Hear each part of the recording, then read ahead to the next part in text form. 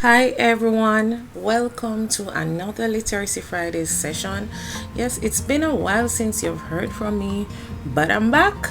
And as promised, we're going to start our new topic this week about understanding literacy assessment terminologies. So, as promised, we're looking at understanding literacy assessment terminologies. Those words that you probably have heard when you're a child or you have been assessed, and perhaps you didn't quite understand them, or you just want to get a deeper understanding of what these terminologies mean. We're going to look at a few today. Okay, so before we look at these terminologies today, I must point out that some of them may be associated with other content areas. So you may see them in other content areas, but the meaning remains basically the same. So the first terminology we look at is mastery. Mastery signifies that the person who was assessed, the person has done well and he or she has demonstrated deep knowledge, comprehension, or skillfulness. So to get a result as mastery, it signifies that you're a master at what you have been assessed on. Near mastery means that the person is not at the desired standard, but he or she has demonstrated some knowledge or a fair level of comprehension or has fairly grasped the skill. So it means you're developing. It means you have not mastered the skill as yet or mastered that particular content area, but you're on your way to mastery. A person who is at near mastery is perhaps performing like within the 60 to 75 percentile. So they're definitely not over 70%, but they're not yet a master. Non-mastery, on the other hand, means that a person who has been assessed has demonstrated little or no knowledge of the subject area, minimal comprehension, and no skill in that specific area or task that was tested. Let me clarify. So, you can have several areas for which a person is being assessed. Although it's one literacy assessment, non-mastery in a particular area means that the person just has not got the knowledge or has little knowledge, or they have not been able to demonstrate that they have that skill in that specific area. So, your sight vocabulary, you could be at non-mastery, but you are so good at phonics that you are able to sound out words otherwise, and you may just be near mastery at another area in terms of oral reading. Let's look at another popular example. There are many persons who are not able to read, but they are able to listen well. So in terms of auditory comprehension, they may be performing at mastery level. However, when it comes to oral reading, they may be at non-mastery. Proficient is basically the same as mastery. It means you're pro at what you're doing. It means you're competent in that particular subject matter, in the content or the skill area. So when we say content, it could mean that although we're checking in terms of numeracy, you're competent in a particular topic, and that could mean that you're proficient in that area, but maybe in another area you're just developing. To be proficient is to be competent, and the next extreme is either non-proficient, struggling, or beginning.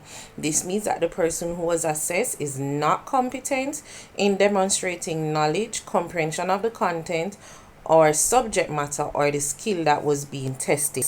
And once again, this does not mean that the person is illiterate. You can be poor at phonological awareness, meaning you don't even know the different sounds in the language or which letter represents which sound. But at the same time, if you see the words, otherwise you may just be able to figure them out and be deemed as developing. There are persons who struggle to read the words in a passage, but at the end, they are still able to make meaning of the few words that they were able to identify, and they may still be able to produce correct answers. Just naturally, they won't be able to score 100% to be deemed as proficient, but they're still struggling. Now, a person who is deemed as struggling or beginning, it does not mean that the person is not able to acquire the skill or the knowledge or the comprehension, but it means that intervention is needed for that person to develop competence in that area or skill. So it signals that, listen, serious help is needed. Intervention is necessary at this level. Between proficient and struggling are those who are developing. It means that they're not yet competent, but they have demonstrated some knowledge or a fair level of comprehension, or they have fairly grasped the skill that we are assessing. And it just indicates that with a little practice or a little help, that person is likely to become competent. Now, there are some persons who are highly proficient.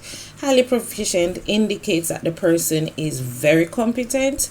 They have excellent mastery of the content, subject matter, or skill that was being tested. So, such persons would have demonstrated that their excellence surpasses the norm, or they have got in the highest percentile in performance. So, if we were scoring for 90% and up, they probably would have got 100% to indicate that they are excellent in this area or in this skill. In some cases, some of these persons even surpass the standards. So the next three terminologies that we look at: independent level, instructional level, and frustration level.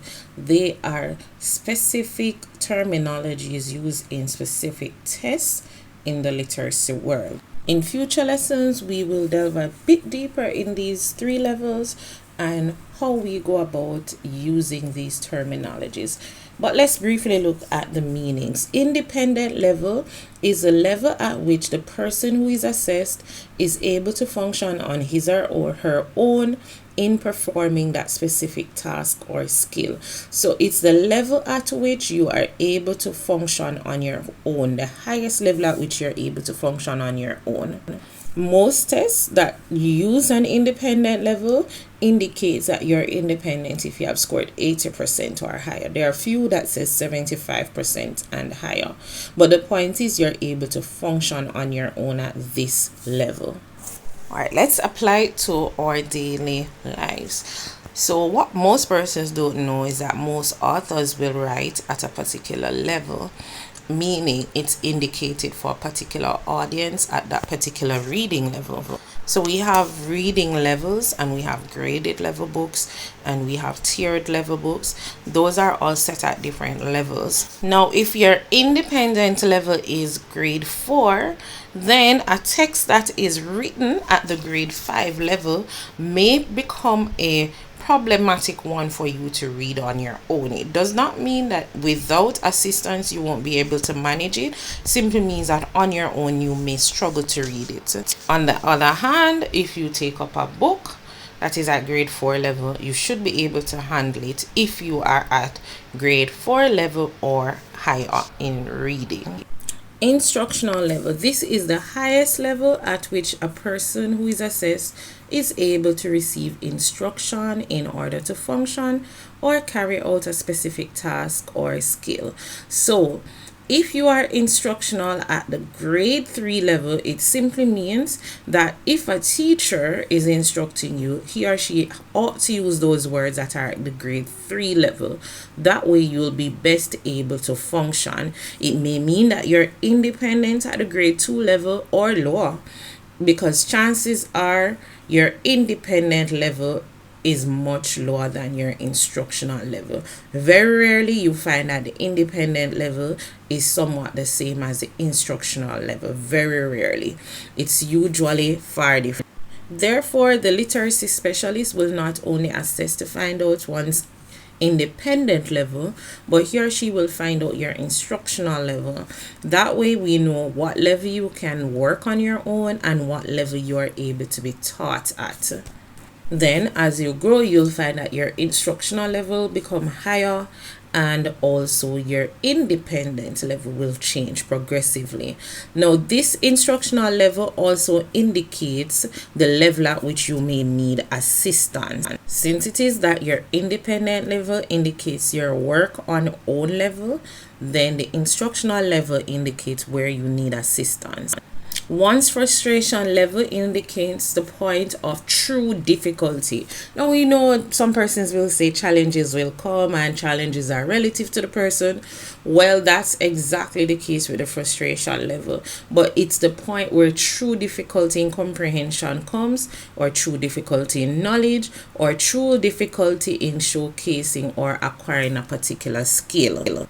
Literacy specialists are careful not to say it's the point where you become frustrated, because you can become frustrated by environmental factors, your mood, all of that, or physiological factors. It's however the point where we are able to see that, listen, this person is not able to pronounce these words, this person is not able to recognize. A person's frustration level is usually marked by less than 50% competence. It's usually a case where we can see that the person is not going to be able to complete the reading, or to complete reading the list of words that are being given, or to complete that particular task that is being given on phonics. And usually we are able to detect that just by even their facial expressions, as well as how their difficulty sounding out the words, or how they go about formulating the sounds that are being required. Now, we cannot rely on the physical indicators, so we look at the test results mainly and how the person is performing, and of course we encourage the person who is being assessed to complete that level. But we don't want to wear them out, of course, because we know that frustration upon frustration will just not help. However, let me quickly give an example of how the scores will indicate that this is a frustration level. If the person is given a list of 10 words, and by the time we get to the end of the list, the person was just able to identify 3 words, that alone is sufficient to say that this is their frustration level. That's below 50% of word recognition. I have also seen cases where someone is given a passage to read, and it sounds as if they're reading fluently and telling a good story, but if you are the assessor and you looked at the script, you'd realize that none of those words that they say is on the paper. That would also indicate frustration level, although their non-verbal behavior is not suggesting that they're frustrated. Another terminology that you may see in literacy assessment is at level or on level. Some cultures use this. At level or on level means that the person who is assessed is competent and he or she has met the required standards which demonstrate mastery. So it's similar to proficient or mastery. Then we have persons who are above level. This indicates that he or she is very competent and has exceeded the desired standard of excellence. So it's not just highly proficient, the person has exceeded the standard. So we're looking at persons with exceptionalities. Such performance would be above normal. Then we have those who are below level, and that would be similar to the developing reader, or the person who is at the development stage. It means that they have not met the required standards, but it's a possibility they will be able to do so with just assistance. You may also come across this terminology, this phrase, far below level. It means that the person is performing poorly at that skill set or way below the standards. So I devised this chart to help us recap. So the words or terminologies that are under the gray column are those areas in which somebody is deemed weak may be placed. And the ones that are blue are the developing ones. Those are the persons who have not yet reached the standard of excellence or the acceptable standard, but they're getting there. The terminologies that are under the green column suggest that one is competent, and the yellow column signifies that you have exceeded the standard or you're doing extremely well.